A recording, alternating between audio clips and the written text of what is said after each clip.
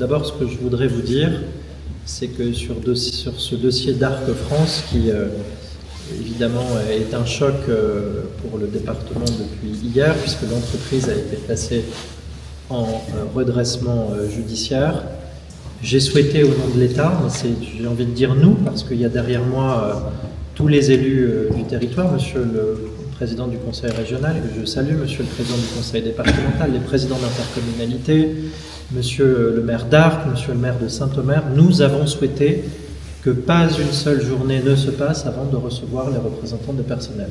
Ils sont d'ailleurs eux aussi derrière moi. Pourquoi? Parce que depuis hier, nous pensons aux salariés d'Arc.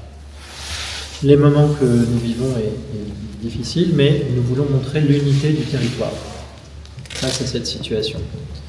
La deuxième chose que je voudrais vous dire, parce que j'ai lu les articles dans la presse ce matin, ce n'est pas une liquidation d'Arc, c'est un redressement judiciaire. Et vous avez vu que ce matin, le ministre de l'Industrie nous a tous reçus. Le ministre de l'Industrie a d'ailleurs dit qu'il viendrait dans le territoire avec le ministre du Travail. Vous avez vu ce matin, aux côtés du ministre de l'Industrie, un repreneur potentiel. Alors, il y en aura peut-être d'autres, parce que la procédure de redressement judiciaire s'étend jusqu'à la fin du mois, en tous les cas dans la possibilité de donner des offres, 28 janvier précisément. Mais dès maintenant, nous travaillons à la reprise de l'entreprise, et donc à cet espoir que nous avons, qui est plus qu'un espoir, qui est une réalité, puisqu'il y a un projet présenté, à ce travail que nous faisons pour qu'il y ait une continuité économique, et ça c'est le plus important, dans ce territoire résilient, et pour faire en sorte qu'il y ait un soutien, évidemment, à tous les salariés, et évidemment à ceux qui seraient concernés par des mesures de départ. Ce travail, il est très engagé avec un organisme de l'État qui est le CIRI.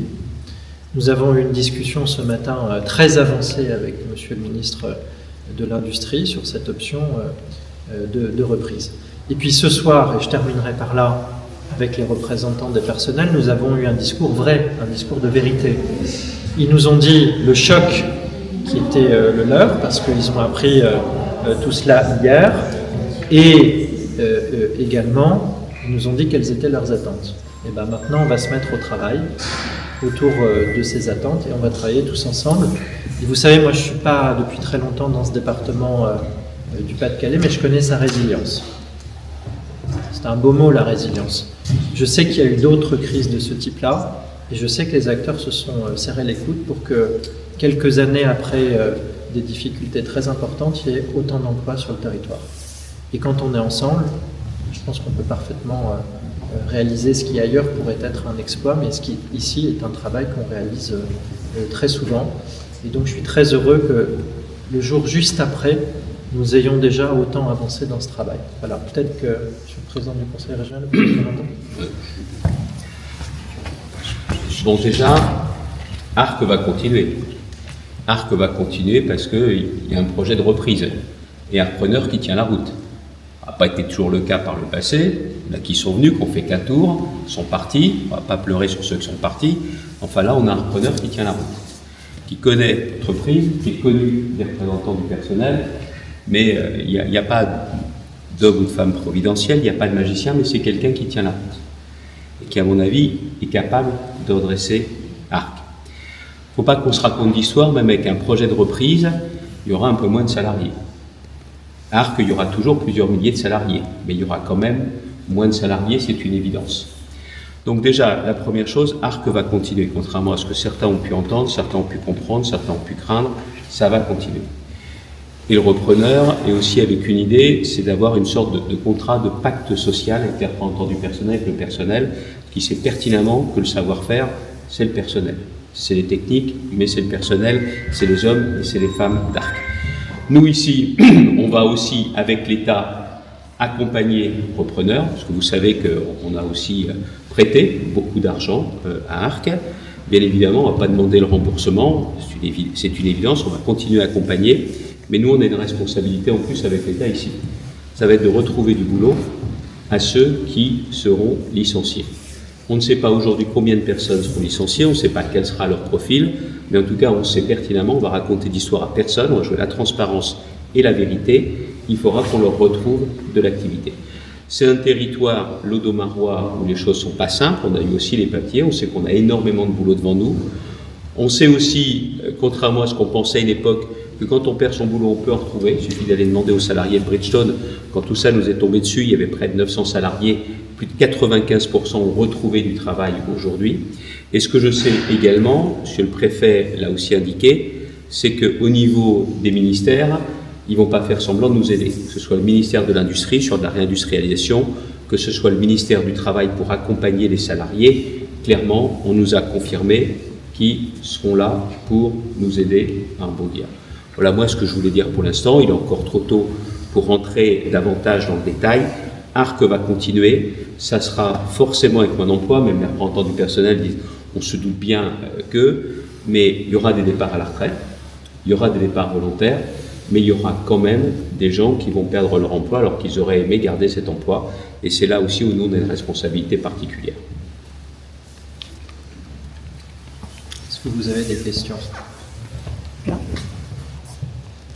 Vous étiez, je me permets, vous étiez ce matin au ministère, Timothée Durand, donc le repreneur, le seul qui s'est déclaré pour l'instant, il est arrivé avec un plan ficelé, avec le même plan qu'il y a 2 ans ou pas? Non, c'est forcément un plan différent. Après, c'est à lui de vous le dire, il est de toute façon disponible. Il faut savoir que ça se passe en plusieurs temps. C'est à la fin du mois de janvier qu'il y aura le dépôt des offres. C'est-à-dire concrètement, si je ne me trompe pas, vous me dites, il a rencontré hier l'organisation syndicale, il y a à nouveau un rendez-vous qui est prévu, mais il va déposer ça à la fin du mois de janvier. Ensuite, ça va être examiné et c'est le tribunal qui rendra sa décision. Ça nous a été confirmé par l'administratrice judiciaire tout à l'heure. Ça va être en mars. En mars. Non, ça va encore prendre du temps, mais ce qui est important de savoir, c'est 1, ça continue, et 2, on sait forcément qu'il y aura moins de salariés et c'est pour ça qu'on sait déjà qu'on aura à se mobiliser. Mais lui, il a un plan aujourd'hui, entre parenthèses, il aurait très bien pu dire on m'a claqué la porte au nez là 1 an et demi, 2 ans, maintenant terminé. Non. Aussitôt, il a dit je suis prêt à déposer une offre. Et ça, c'est quand même un point super positif. Bon, il y a les syndicats qui parlaient au début, on parlait beaucoup quand même au fur et à mesure des années d'une situation conjoncturelle qui de plus en plus devient structurelle. Certains syndicats parlent notamment de la concurrence de produits chinois. Est-ce que sur le rendez-vous que vous avez notamment eu ce matin avec le ministre, il y a des choses rassurantes qui ont été C'était au cœur des discussions, clairement. À la fois la concurrence des produits chinois, à la fois également les taxes qui au niveau européen peuvent être mises sur des personnes qui produisent autrement qu'en France. C'est d'ailleurs un sujet que Timothée Durand a abordé très clairement ce matin. Et il y a eu un engagement du ministre de l'Industrie de regarder cela parce qu'évidemment, si on redresse l'entreprise, il faut que les conditions d'après soient bonnes. C'est un sujet pour tous les verriers en France, donc c'est un sujet qui était encore une fois au cœur des discussions. Dans ce qu'il a demandé ce matin, c'est 1, la taxe carbone aux frontières. Il faut qu'elle soit solide, sérieuse et pas passoire. Et deuxièmement, les mesures anti-dumping, notamment par rapport aux Chinois. Et donc sur les 2 points, monsieur le préfet l'a dit, le ministre a été très clair.